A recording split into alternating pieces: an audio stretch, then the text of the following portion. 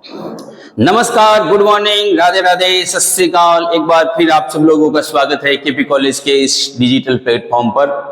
तो प्यारे बच्चों, हम वेस्टर्न पॉलिटिकल थिंकर इनके ऊपर चर्चा कर रहे थे और हमारे चल रहा था मैकियावेली के ऊपर हमने पिछली 3 क्लासें की हैं, जिसके अंदर मैकियावेली का जीवन परिचय, उसके मानव स्वभाव पर विचार, उसके राज्य पर विचार, उसके नैतिकता और धर्म पर क्या विचार है, उनके बारे में हम लोगों ने पिछली कक्षाओं के अंदर चर्चा की थी। आज मैकियावेली के बारे में एक नई क्लास के साथ में मैं वापस उपस्थित हूं। आज की क्लास में जो रहेगा वो रहेगा मैकियावेली के द्वारा राज्य के हितों की सुरक्षा हेतु सुझाए गए उपाय अथवा प्रिंस में शासक को दिए गए परामर्श, सफल शासक के गुण। ये 3 शब्द जो हैं, इनमें किसी भी प्रकार से प्रश्न परीक्षा में आ सकता है।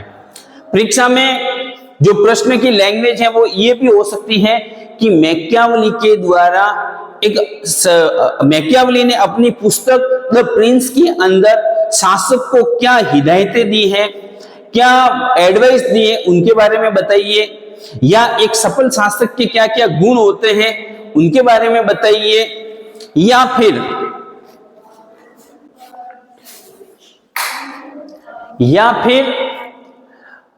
राज्य के हितों की सुरक्षा के लिए शासक को क्या क्या करना चाहिए, इनके बारे में बताइए। तो इस प्रकार का कोई भी प्रश्न अगर परीक्षा में आता है तो उसका उत्तर आप अच्छे से लिख सकें, इसके लिए आपके सामने मैं कुछ मैटर लेकर के आया हूं। प्रिंस के 18वें अध्याय में मैकियावेली ने उन सिद्धांतों का उल्लेख किया है जिनके आधार पर राजा को अपना आचरण करना चाहिए। उनकी जो प्रमुख पुस्तक है द प्रिंस, उसके अंदर उसका जो 18वां अध्याय है, उस 18वें अध्याय के अंदर वो लिखता है कि एक जो अच्छा शासक होता है, एक अच्छा राजा होता है, उसको अपने राज्य की सुरक्षा के लिए, अपने नागरिकों के हितों के लिए क्या क्या करना चाहिए, उनके बारे में वो बताता है। सबसे पहले वो बात बताता है अधिकाधिक शक्ति का अर्जन, माइट इज राइट। मैकियावेली ने, हमने पिछली क्लासों के अंदर अब तक पढ़ा है कि वो शक्ति के ऊपर बहुत ज्यादा बल दे रहा है। वो जहां पर राजा को लोमड़ी के समान चतुर होने की भी बात करता है, वो उस राज्य के अंदर जो भेड़िए रहते हैं, यहाँ पे भेड़ियों के वेश में जो व्यक्ति रहते हैं, उन लोगों को दबाने के लिए शेर के समान बहादुर होने की भी बात करता है। और उन भेड़ियों को दबाने के लिए बकरी बनकर के या फिर गाय बनकर के उन भेड़ियों को नहीं दबा सकते। उन भेड़ियों को दबाने के लिए शेर बनना पड़ेगा, और शेर बनने के लिए जिसकी आवश्यकता पड़ेगी वो रहेगी शक्ति। तो मैकियावेली राजा को ये सलाह देता है कि राजा, जो शासक वर्ग हैं, जो राजा हैं, उसको क्या करना चाहिए, अधिक से अधिक शक्ति का अर्जन करना चाहिए। यानी कि जो शक्ति होती है, जो पावर होता है, उसको बनाए रखना चाहिए। शक्ति, अधिक से अधिक शक्ति को प्राप्त करना, शक्ति को बनाए रखना और शक्ति को बढ़ाना, इस प्रकार के कार्य करने चाहिए। उसे ऐसा कोई भी कार्य नहीं करना चाहिए जिससे उसकी शक्ति क्षीण हो जाए, उसकी शक्ति कमजोर हो जाए। राजा को सदैव अपनी शक्ति के ऊपर क्या करना चाहिए, बल देना चाहिए, शक्ति प्राप्त करने के ऊपर कार्य करना चाहिए। मैकियावेली कहता है शक्ति ही सत्य है, माइट इज राइट में विश्वास करता है, और शक्ति मैकियावेली की समस्त राजनीतिक विचारधारा का केंद्रीय तत्व है।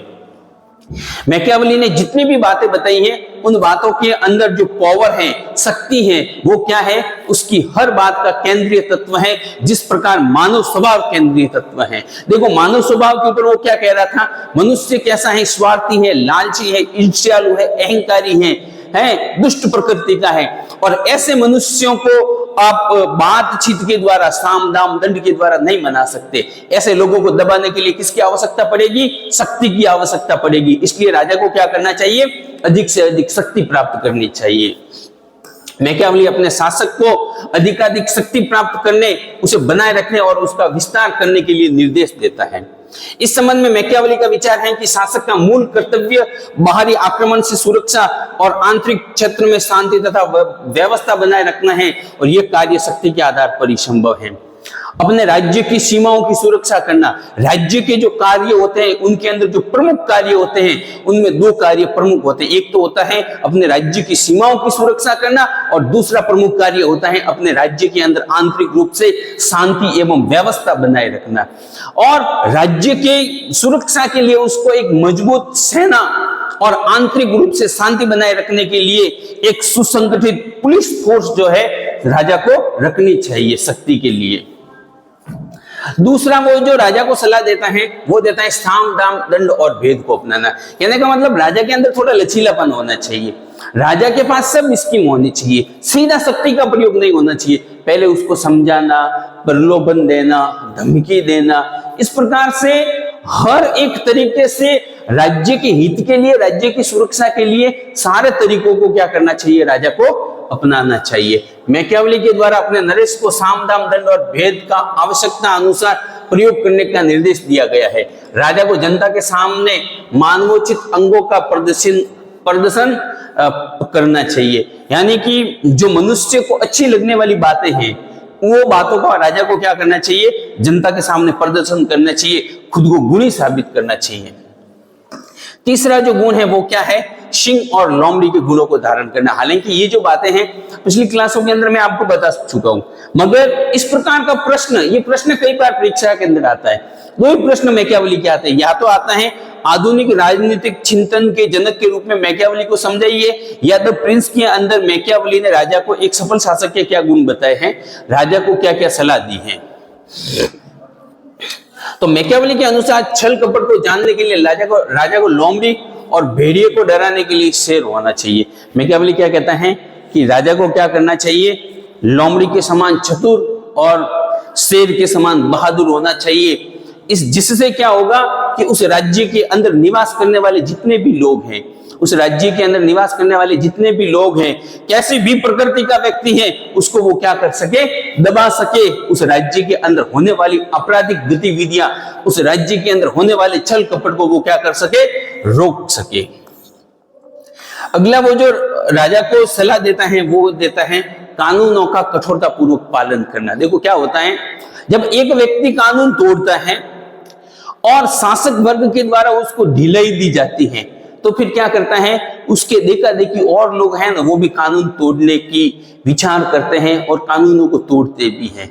मगर एक बार जब कोई कानून तोड़ता है और उसको कठोर दंड मिलता है, ठीक है, तो क्या होता है, एक जनता के अंदर भय का वातावरण होता है कि नहीं, अगर हम कानून तोड़ेंगे तो सरकार के द्वारा हमें दंड मिलेगा।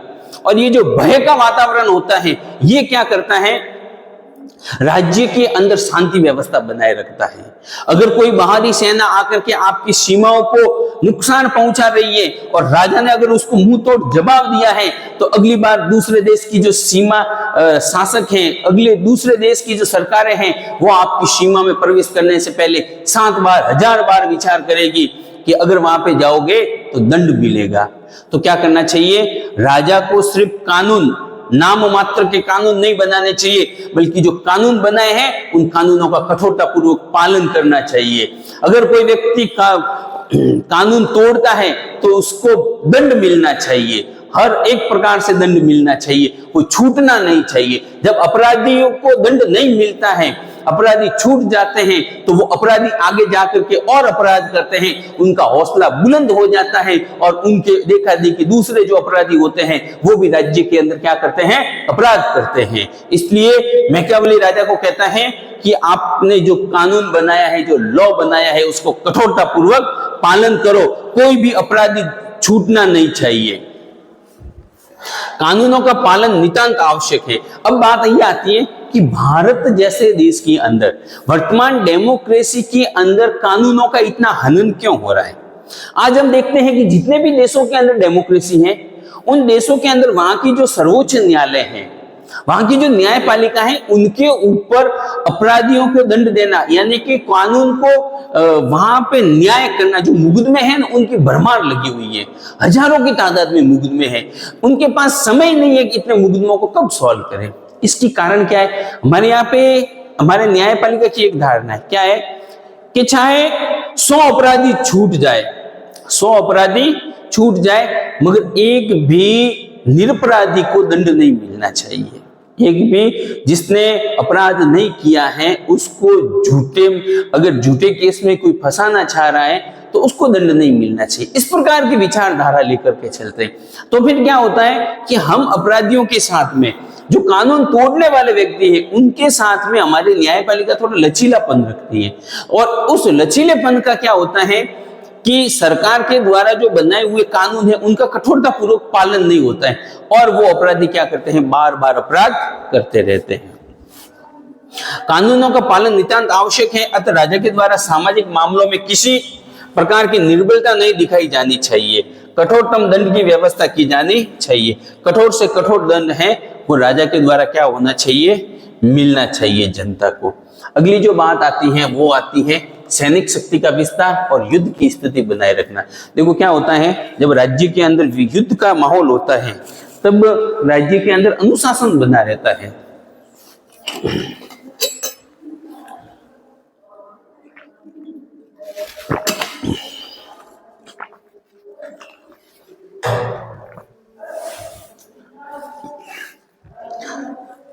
एक सफल शासक का यह गुण होता है कि वो अपनी सेना के अंदर हर समय सुधार करता है, सेना को हर समय अपडेट रखता है। जिस राजा की सेना निंद्रा अवस्था में चली जाती है, क्षुब्ध हो जाती है, उस राज्य का पतन हो जाता है। आपने देखा मौर्य काल के अंदर चंद्रगुप्त मौर्य ने अपनी सैनिक शक्ति के दम पर अखंड भारत का निर्माण किया था, मगर उसी मौर्य वंश के जो आगे उसके बाद के उनके जो उत्तराधिकारी हुए उन्होंने मौर्य साम्राज्य को नष्ट कर दिया। क्यों नष्ट कर दिया? क्योंकि उन्होंने सैन्य गतिविधियां, सेना के ऊपर खर्च ही नहीं किया, सेना को अपडेट नहीं रखा, सैन्य तैयारियां नहीं रखी, जिस वजह से क्या है कि हर कोई छोटा बड़ा शासक खुद को स्वतंत्र घोषित करने लगा, हर कोई आकर के उनकी सीमाओं को नुकसान पहुंचाने लगा। तो कहने का तात्पर्य यह है कि राजा को हर समय सेना को तैयार रखना चाहिए। सेना को ऐसा नहीं लगना चाहिए कि अब हमारी कोई जरूरत नहीं है, लड़ाई नहीं होगी। युद्ध का माहौल बना हुआ रहना चाहिए। युद्ध का माहौल जब बना रहता है तभी क्या होता है कि जो सैनिक होते हैं ना, वो भी अपने हथियारों को धार देते रहते हैं और जो जनता होती है वो भी सख्त अनुशासन के अंदर रहती है। मैकियावेली की मान्यता है कि सैनिक शक्ति का विस्तार किया जाना चाहिए और युद्ध की स्थिति को बनाए रखा जाना चाहिए। देखो एक चीज क्या होती है कि युद्ध की जो स्थिति होती है ना, वो राष्ट्रवाद को बढ़ाती है। आपने देखा होगा जिस समय भारत ने पाकिस्तान के ऊपर सर्जिकल स्ट्राइक की थी, एयर स्ट्राइक की थी, या फिर हमारे यहाँ का मेजर अभिनंदन जो था वो पाकिस्तान के अंदर पकड़ा गया था, तो उस समय यहाँ के जो लोग थे, यहाँ की जो जनता थी, जनमानस के अंदर भी एक राष्ट्रवाद उमड़ रहा था कि हम राज्य के लिए क्या कर सकते हैं, देश के लिए क्या कर सकते हैं। राज्य के लिए बलिदान करने को उस समय क्या थे, हजारों की तादाद में लोग तैयार थे। तो कहने का तात्पर्य यह है कि इस प्रकार का राजा को युद्ध हो या ना हो, मगर माहौल क्रिएट करना चाहिए कि युद्ध होने वाला है, जिससे क्या होगा, जनता अनुशासन में रहेगी और जो सैनिक हैं वो भी एकदम तैयार रहेंगे। नहीं तो फिर क्या होगा कि जो सैनिक हैं वो तैयारी नहीं करेंगे और वो क्या है कि आलस की अवस्था के अंदर खुद की शक्ति को नष्ट कर देंगे। युद्ध की स्थिति से सैनिकों और साधारण नागरिकों में भी अनुशासन, देशभक्ति, एकता और कठोर जीवन की आदत का विकास होता है। अगली बात आती है राष्ट्रीय सेना का गठन।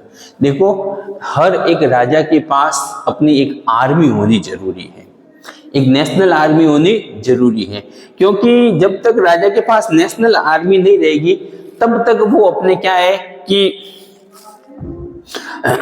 राज्य के अंदर शांति एवं सुरक्षा बनाए नहीं रख सकती।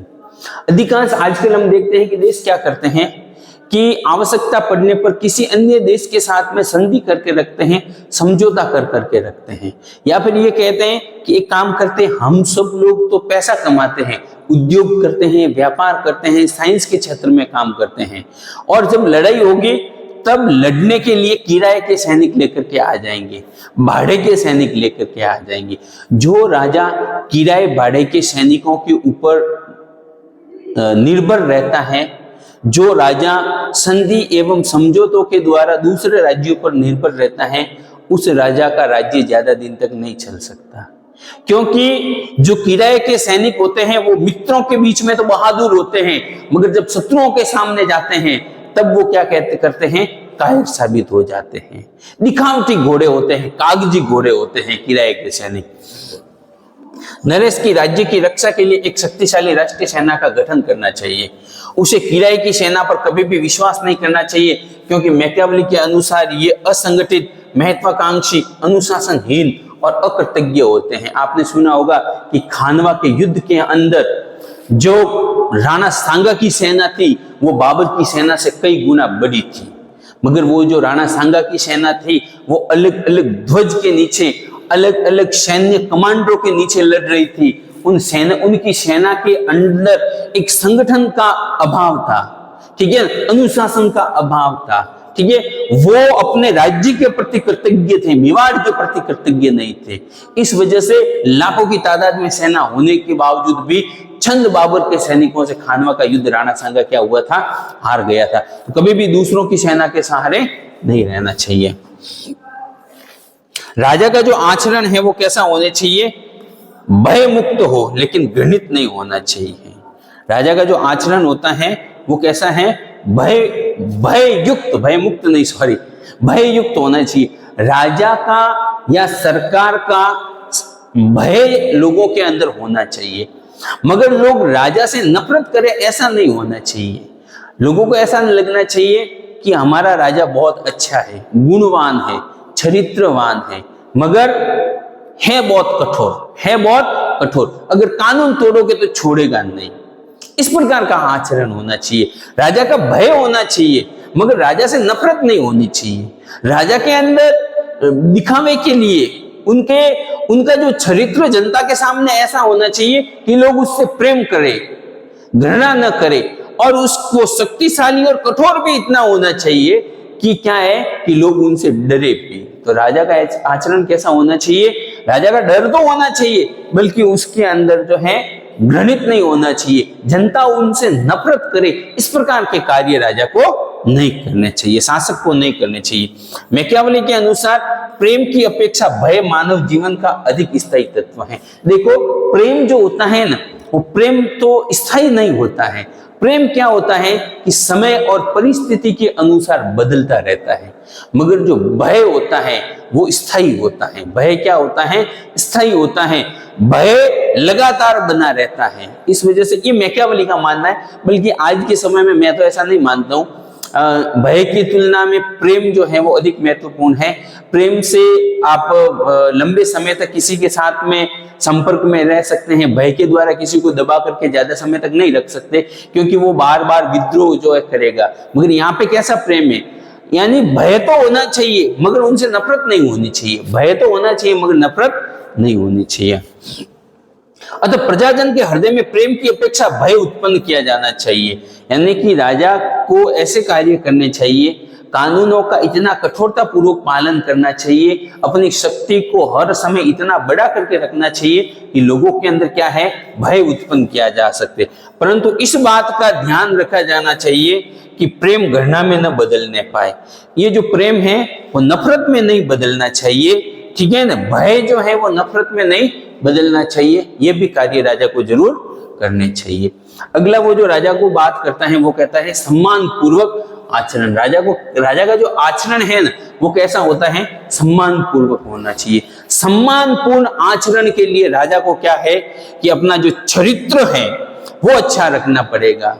किसी की पत्नी को देख लिया, किसी की बहन बेटी को देख लिया, करे ये तो बहुत सुंदर है, अब उसके पास शक्ति है और उसने शक्ति के दम पर किसी अन्य व्यक्ति की सुंदर पत्नी या बहन बेटी को क्या कर लिया, अगवा कर लिया, उठा लिया, तो फिर क्या होगा, उस राजा के प्रति जनता के मन में प्रेम नहीं रहेगा, भय तो जरूर रहेगा मगर घृणा रहेगी, नफरत रहेगी, और एक न एक दिन वो क्या करेगी, नफरत उस राजा को लेकर के डूबेगी। किसी व्यक्ति के पास सुंदर वस्तु है, सुंदर गाड़ी है, अच्छा घर है, उसके पास सोना चांदी पैसे हैं, और राजा ने उसकी संपत्ति को छीन लिया, हड़प लिया, तो वो व्यक्ति भी उससे क्या करेगा, नफरत करने लगेगा।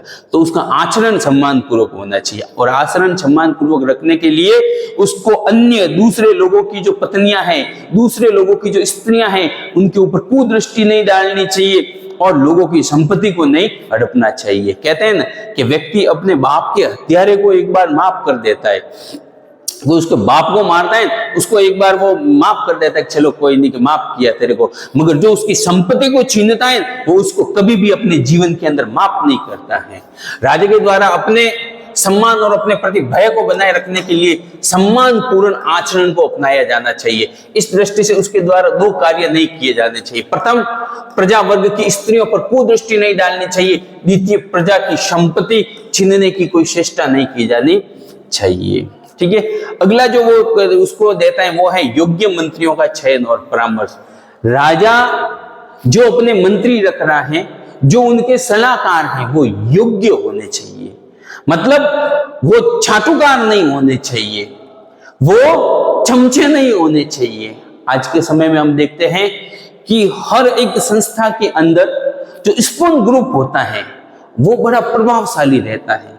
कई जगह ऐसा देखने को मिला है कि कार्य के ऊपर चमचागिरी हावी रहती है, कार्य के ऊपर चमचागिरी हावी रहती है, अंतिम जीत जो है उन चमचों को मिलती है। मगर ये इनसे क्या होता है, ये जो शासक को गलत सलाह देने वाले, उनको वास्तविकता का ज्ञान नहीं कराने वाले व्यक्ति होते हैं, वो एक न एक दिन उस संस्था को, उस राज्य को लेकर के डूबते हैं। इसलिए किसी भी राजा को, सरकार को अपने मंत्री, अपने सलाहकारों को चुनने से पहले क्या है कि पूरा उनका विश्लेषण कर लेना चाहिए।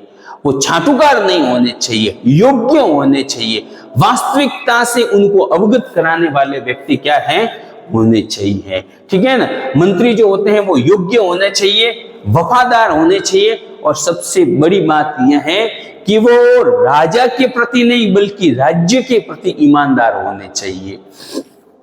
राज्य के प्रति ईमानदार होने चाहिए। ऐसे व्यक्ति नहीं होने चाहिए जो उनको, जो शासक हैं, उनको अच्छी लगने वाली बातें करे और वास्तविक बातों से उनको अवगति नहीं करवाए, और वो फिर क्या है कि धीरे धीरे राज्य जिससे कमजोर हो जाए।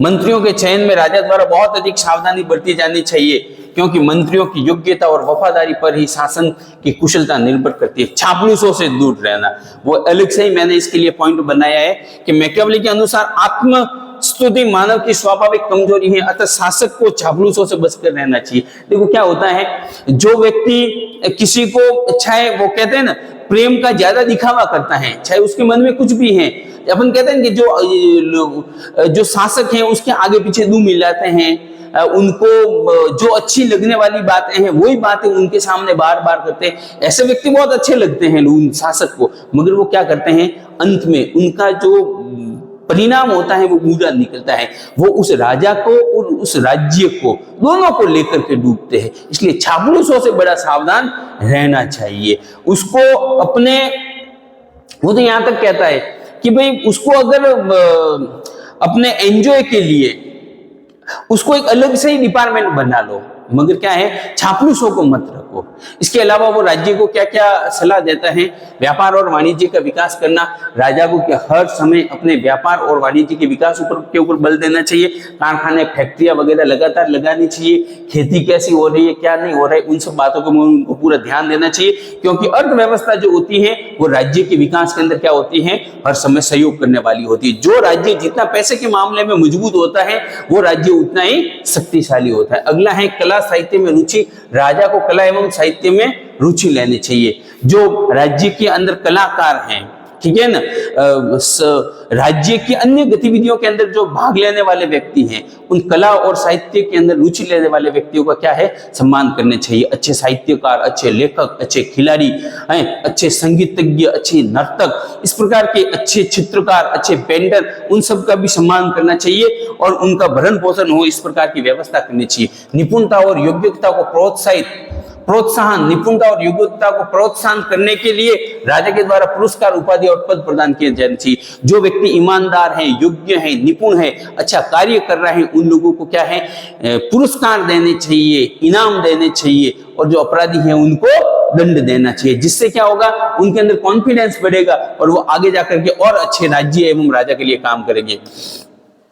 अंतरराष्ट्रीय क्षेत्र में शक्ति संतुलन, अंतरराष्ट्रीय क्षेत्र में नरेश को शक्ति संतुलन बनाए रखना चाहिए। जो पड़ोसी देश हैं उन देशों के साथ में क्या है, संतुलन बनाए रखना चाहिए। अगर कोई आपका पड़ोसी देश, विरोधी देश अपनी शक्ति को बढ़ा रहे हैं तो राजा का भी कार्य है कि वो क्या करे, अपनी शक्ति को बढ़ाए। जिससे क्या है कि राज्य, वो राजा, जो पड़ोसी राजा या अन्य राजा हैं, वो आपके राज्य की सीमा के अंदर नहीं घुसे, आपकी सुरक्षा व्यवस्था को हानि नहीं पहुंचाए और आपको युद्ध की स्थिति का सामना नहीं करना पड़े। विजित राज्य की जनता से मैत्री, दूसरे राज्य पर अधिकार करने के बाद उसके संविधान में किसी प्रकार का परिवर्तन नहीं किया जाना चाहिए। अगर आपके साथ में युद्ध हो गया और युद्ध होने के बाद में आप जीत गए तो उस राज्य की जो जनता है, उस जनता को परेशान नहीं करना चाहिए। उनके धर्म, संस्कृति, इस प्रकार के मामलों में दखल अंदाजी नहीं करनी चाहिए, बल्कि उनके साथ में भी क्या है, मित्रता का भाव बनाए रखना चाहिए।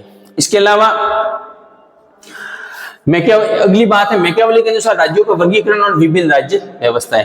मैकियावेली ने राज्य जो होते हैं वो कितने प्रकार के होते हैं, राज्यों का वर्गीकरण कितने प्रकार से में किया है,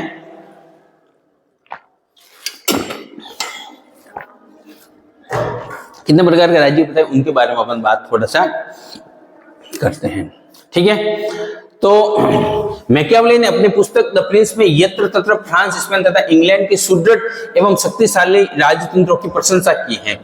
मैकियावेली ने क्या किया है कि जो राजतंत्र होते हैं उसकी प्रशंसा की है, निरंकुश राजतंत्र की प्रशंसा की है, सर्वाधिकारवादी राजतंत्र के बारे में की उन्होंने उनकी उसने आलोचना की है। निरंकुश राजतंत्र एवं सर्वाधिकारवादी राजतंत्र क्या होता है वो मैं कभी आपको अलग से एक क्लास के अंदर बताऊंगा। यह इच्छा व्यक्त की है कि इटली में भी सुदृढ़ राजतंत्र स्थापित हो, जिसके द्वारा सभी सैनिक बंधनों के ऊपर उठकर इटली की एकता स्थापित करने और उसे शक्तिशाली बनाने का कार्य किया जा सके। वो चाहता था कि इटली तात्कालीन समय के अंदर, उसके समय में इटली के अंदर जो सामंतवादी व्यवस्था थी, जो सामंतों के रूप में गणतंत्रात्मक व्यवस्था थी, विभिन्न स्तरों पर बटी हुई सरकार थी, वो खत्म होनी चाहिए और एक राजा के अधीन, एक व्यक्ति के अधीन सारी की सारी सत्ता आनी चाहिए। उस पुस्तक के आधार पर यह नहीं सोचा जाना चाहिए कि मैकियावेली राजतंत्र को सर्वश्रेष्ठ शासन व्यवस्था मानता था। देखिए, इस विचार के आधार पर यह भी नहीं मानना चाहिए कि मैकियावेली राजतंत्र को ही मानता था। वो कहता है कि राज्य की परिस्थितियों के अनुसार, वहां के लोग कैसे, उनके अनुसार शासन व्यवस्था बदली हुई होनी चाहिए। उसने इटली के लिए राजतंत्र को आदर्श के कारण नहीं वरन तात्कालीन परिस्थितियों के कारण अपनाने का पक्ष लिया है। वो इटली के अंदर गणतंत्र को समाप्त करके मजबूत राजतंत्र स्थापित करना चाहता था। क्यों करना चाहता था, उसके ऊपर उसने बताया कि अभी उस समय इटली की जो परिस्थितियां थी वही अपेक्षा थी, ऐसी थी।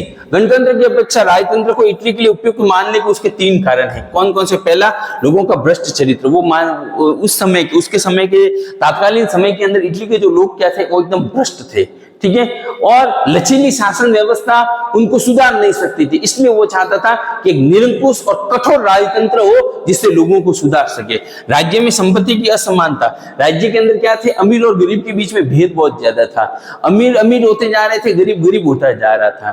तो ये संपत्ति की जो असमानता थी, राज्य के अंदर आर्थिक समानता को स्थापित करने के लिए भी उसको लगा कि ये मजबूत राजतंत्र की स्थापना। इटली की तात्कालीन व्यवस्था, उस समय इटली की जो व्यवस्था थी उसके अंदर जो विभिन्न छोटे छोटे राज्य थे, 5 राज्य थे, वो क्या है कि विभिन्न भागों के अंदर बटे हुए थे और कमजोर थे। इसलिए वो चाहता था कि ये भी क्या है, खत्म होनी चाहिए। वास्तव में राजतंत्र को सर्वश्रेष्ठ शासन व्यवस्था नहीं मानता। यह बात डिस्कोर्स में उसके द्वारा किए गए राज्यों के वर्गीकरण प्रथा, उनके गुण दोषों के विवेचन से स्पष्ट हो जाती है। हालांकि वो राजतंत्र को सर्वश्रेष्ठ नहीं मानता था, ठीक है ना, बल्कि इटली की स्थिति को देखते हुए वो मानता था कि अभी यहाँ पर राजतंत्र होना चाहिए। राज्यों के वर्गीकरण के संबंध में वह अरस्तु का अनुकरण करता है और राज्यों के नाम पर शासन प्रणालियों का वर्गीकरण करता है। राज्यों के वर्गीकरण के लिए वो क्या है कि वो अरस्तु की बातों को मानता है। उसके मतानुसार शासन प्रणालियों के 3 मुख्य भेद हैं। देखो, शासन प्रणाली उसने 3 प्रकार की बताई, राजतंत्र, कुलीन तंत्र और संवैधानिक प्रजातंत्र। राजतंत्र मतलब एक व्यक्ति का शासन और कुलीन तंत्र मतलब कुछ व्यक्तियों का शासन, और संवैधानिक प्रजातंत्र मतलब